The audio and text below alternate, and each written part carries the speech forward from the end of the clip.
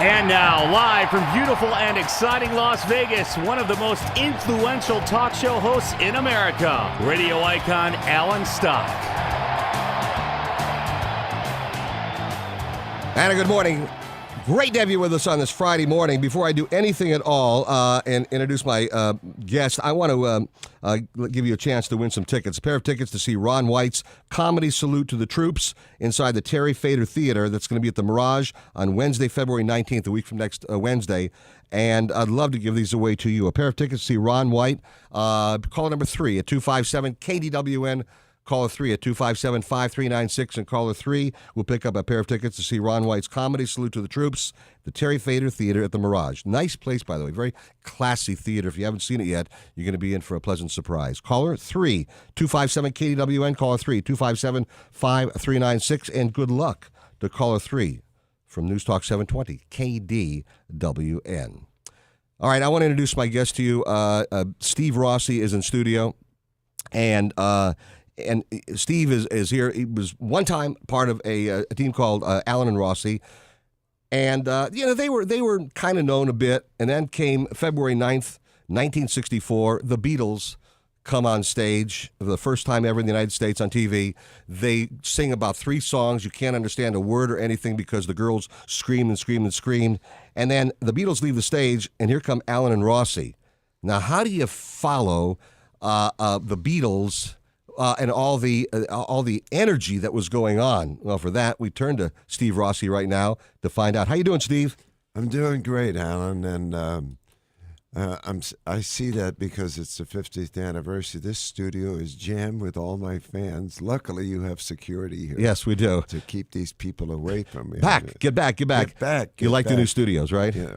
They're beautiful. They are absolutely fantastic. So there you were 50 years ago this coming Sunday night. Right. You met the Beatles. I've seen pictures of you with you and Marty Allen with the 4 lads and everything. But the Beatles get on. They sing 4 songs. Can't understand a word, but the girls scream. The energy was great. They leave the stage. Ed Sullivan goes, the Beatles, and they leave. And then you guys have to come on. I mean, did you have butterflies in your stomach? I mean, weren't you concerned a little bit? Come on, be honest. Oh, absolutely. And first of all, there was no commercial between it. Right. So Ed Sullivan said, and I want you to go out there, Steve, and sing the wonderful song, Try to Remember, from the Fantastics, which is the longest running show on Broadway. I said, Ed, they're not even going to pay attention to me. You're going nuts here. Right? He said, don't you worry, I'll quiet them down. Well, he did. And I sang this song, and if you see the show, because it was in black and white, I got very good response from him. Uh-huh. Now I'm worried because now we have to do the comedy. Right. And these are all kids. They're not going to know what the hell we're talking about. Right. So I bring on Marty, and Marty walks on, luckily. With his hair? With a Beatle wig on. Oh, okay. And he says, hello there, kids. I'm Ringo's mother. Well, the audience went nuts, and they start screaming and, all over again. Then he said, all right, just calm down because we have a routine to do, and you're going to like it. And then we went into the routine, and we got pretty good laughs. Right. And then at the end, because I had already pre-planned this with my conductor, we had our rhythm section there with the Ray Bloch Orchestra. And so we went out into the audience, unbeknownst to the crew. And all they had was overhead lighting in the theater. Right. And that same theater is there, the Sullivan Theater with the Letterman show. That's right. So now they're scurrying around trying to turn lights on into the aisles because Marty was dancing with the teenage girls. And I'm singing, she loves you, yeah, yeah, yeah. I want to hold your... So all we did is repeat the songs. And that's why we were such a big hit on the show, because we opened with an ID immediately. Hello there, I'm Ringo's mother. Yeah. And then we sang their songs. So that spontaneity that you guys had together that allowed you to be able to just adapt to that moment, and you realized that, you got to sink or swim, and you did. And from that point on, I mean, you guys were known before, but from that point on, you guys superstars. You did. You did become. That's right. We were making like $12,000 a week, at the Copacabana and at the Sands at that time. And then all of a sudden, we were making $35,000, $40,000 a week. Wow. And then we went up to like 75 when we were doing arenas and stuff. Incredible. Yeah. And Sullivan, he used to screw up the intros. So on that first show, He said, and now, ladies and gentlemen, out in our audience are the winners of the Wheelchair Basketball Olympics. We're proud of you fellows. Stand up and take a bow. He actually said that. And the audience started applauding, but naturally they couldn't stand up. No, yeah. And he said, and out here in our audience is Liza Minnelli, who is currently starving on Broadway. Starving on Broadway. Starving. And Rich Little was on one time. He said, and now here's my very dear friend and a great entertainer, and let's bring him on with a big round of applause. Let's hear it for Little Richard. And Rich Little walks out. He says, well, I'm Rich Little. He says, well, I know who you are. And he says, and now here he is to sing his latest hit song, I'm Black and I'm Proud. Okay. Take it away there, Rich.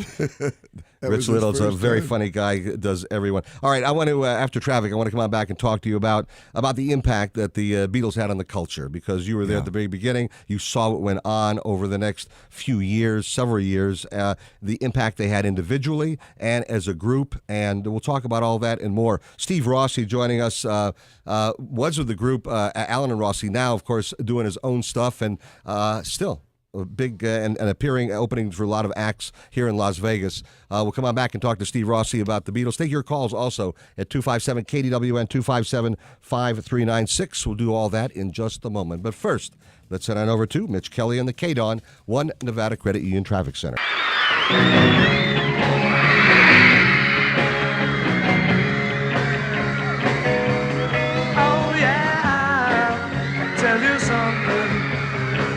I think you'll understand when I say that something.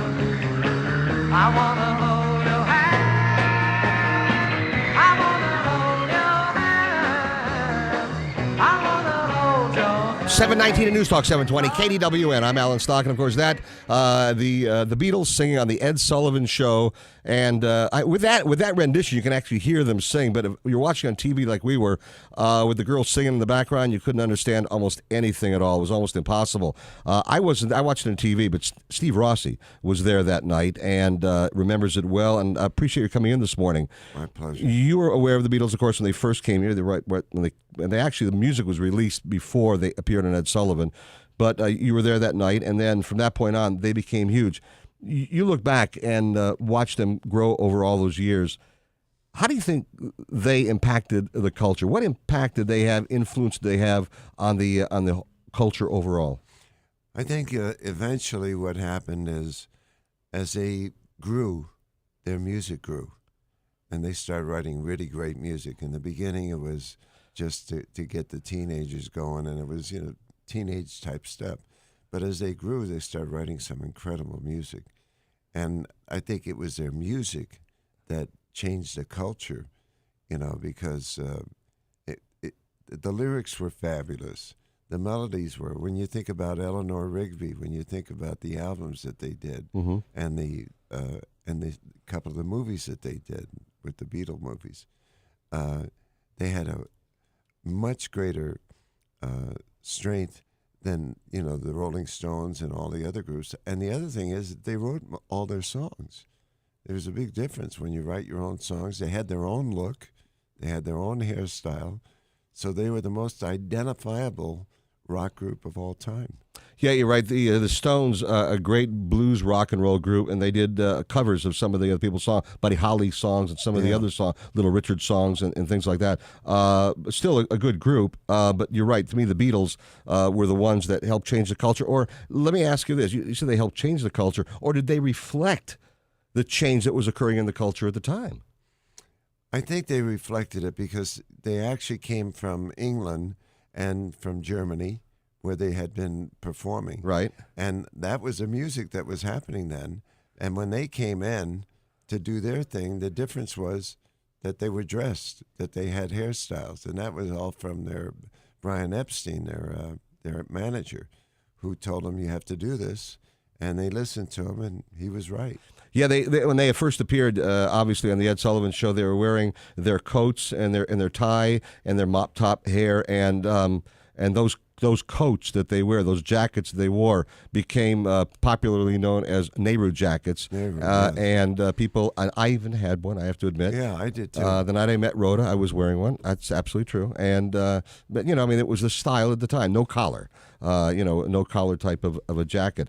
I wore the long jacket, so I didn't have to wear pants. I've heard that about you, but I don't want to go there. But the Beatles went through a lot of changes. They reflected what was going on, but they also helped drive the change. Look at what happened. Not only Sgt. Pepper, which is probably one of the all-time greatest albums ever, absolutely. but also when they went to India. To learn with the Maharishi Mahesh Yogi, which eventually they became disenchanted with, by the way, very much. Right. But they were the Maharishi, and then they suddenly had to leave. Right, exactly. And that's when they first started, I guess, taking pot, which has become fairly legal in certain states right now. Yeah. And but the thing is that when we did that show, the girls were throwing pictures and notes, love notes, into the cars, thinking that one of our limos was the Beatles. Into your cars. Yeah, and I made pictures of them, scantily dressed, etc.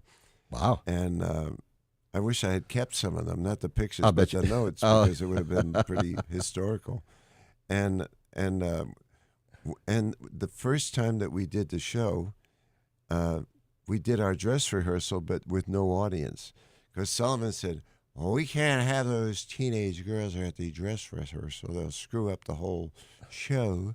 And he was smart to do that. You do a very good lot impression of people- Ed, by the way. It's very good. Yeah. A lot of people thought like Ed was not very bright, but he was very smart. He was a very smart guy. He was a columnist, actually, Columnist originally. for a newspaper, and then Called Toast to the Town, which was the original Right. name of the Ed Sullivan show. And Right. then he basically produced his own show, got his guests on, Yeah. and everything else. I mean, it was an incredible show. And the guy who was the head of CBS at the time was his dear friend. They used to have lunch all the time at the 21 Club and some of the other places in New York. And he said, "We're putting on a show called Toast to the Town." And so Sullivan said, "Well, that's the title of my column, Toast to the Town," because he was a sports reporter before that. And he said, "Yeah." And he says, "We're looking for somebody to host it." And I thought maybe you'd be the right guy. "Well, I have no talent. I can't sing. I can't dance. And I have trouble talking." Yeah. "Why would you want me?" He said, "Because we need somebody that is just like you, with no talent, no ability to do anything other than point." And that's what he was for all those years, a pointer. He did. Out here at our audience, and now coming out He here. did point. That's exactly right. And he was one of the most often imitated people in that era. People would get Rich Little, people like that would always imitate Ed Sullivan, because he always had his arms crossed on stage, Right. and he had this kind of square-ish jaw, and he always talked like that. And Like, he you do was better jerky. than I do.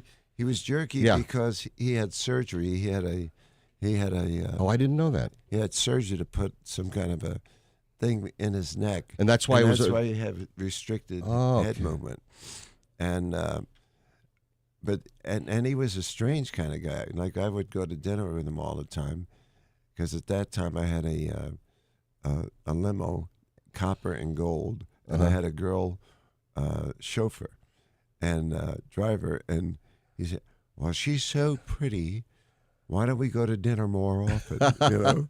That's So, absolutely great. do it. I just want to say one thing back to the Beatles, because a lot of the music today, a lot of the music that evolved after the Beatles, I think were heavily influenced with what they did, and the fact that they did a concept album like Sgt. Pepper, and then of course the Moody Blues did Days of Future Past, and you had Yes, and you had all these other groups doing concept albums after that, and great things, by the way. But I think the Beatles led the way with that idea. Oh, yeah. And they were very instrumental in the success of the Bee Gees. Right, the Bee Gees 'Cause also. The Bee Gees were heavily influenced by and specifically love the work of the Bee Gees because they did every bag you can imagine. The album Pet Sounds by the Beach Boys, that was supposedly a very competitive album because the Beatles had taken a lot of the attention away from the R&B that we had going on back then, the Supremes and the like. They took a little bit of attention away from the Beach Boys and some of that early music, the doo-wop music. They took attention away, so the Beach Boys came back with Pet Sounds. And the irony about that, and what I want to mention on that, is that the song God Only Knows by the Beach Boys is actually Paul McCartney's favorite rock song of all time. Yeah. That's the irony of that. So, I mean, I read that recently also. So, I mean, there was a lot of intermixing of the groups, and great music came out of that era. And for those who didn't grow up in that era, sorry about that. You still have the chance to listen to it. And for those that did, you know that it still remains the greatest soundtrack you could even imagine to growing up. Yeah. And what was really amazing, that Sullivan was smart enough to bring the Beatles back twice after that within a period of 6 months because he saw the ratings. We had 76 million people watching the first time. The second time we did a remote, which was the first remote that Sullivan ever did from the Deauville Hotel in Miami. Morris Landsberg. I don't remember that. I didn't own the Flamingo Hotel here and the Deauville. So now we get there, and we're in the showroom, which we had headlined in there several times. And we get in the showroom, and it's all these teenage kids, including on stage, because they had so many of them. So there was just a very limited area of about 10 feet in diameter that you could perform on. The orchestra couldn't even fit in the showroom, so they had them in a banquet room next to it, and they were piping in the music. I do remember that story, but I don't remember seeing that particular show. Real quickly, where are you appearing right now? Is there anywhere you want to plug? Yeah, well, I just did the Chuck Shanxi Indian Casino, the Chinese New Year, just this past week. Okay. And then I'm on the road with Rich Little with his show, Rich Little and Friends. Okay. And I also co-wrote Rich's show, originally Jimmy Stewart and Friends, which rewrote. Do me a favor, give my very best to Rich Little. I've had him in many times. He's a great guy, and so are you. And I appreciate you coming in this morning and giving us some of the memories of what occurred 50 years ago this coming Sunday. The Ed Sullivan Show, Alan and Rossi appearing, and they just went huge after that as a result of that show as well. Steve Rossi, thanks so much for being here. I appreciate it. I want to hold your hand. All right, well, we'll do it during the break there. I want to hold your hand. All right, got a lot more going on. Kevin Richards joins us in a few moments from Ventura Web Design. We got our pet pick of the week coming up after that. And, of course, we've got George Wallace, Michael Levine, and Jeffrey K. Howard and Josh Bell. All that and more coming up. Big morning ahead. I'm Alan Stock, and this is News Talk 720, KDWN, KDAWN.